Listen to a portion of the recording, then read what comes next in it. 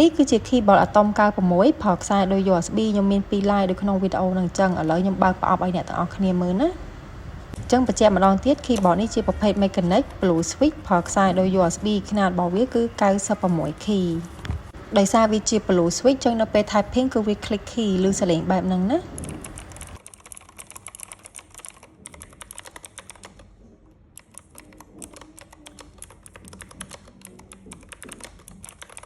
keyboard នេះគឺវា make keycap 3 color ឲ្យហ្មងគឺពណ៌ខ្មៅមួយបែករាងទឹកសមុទ្រហើយមួយពណ៌ទឹកក្រូចណាហើយអ្នកទាំងអស់គ្នាអាចមើល material វាបានគឺស្រស់ស្អាតហើយសំខាន់វាធន់វា durable វាមាំ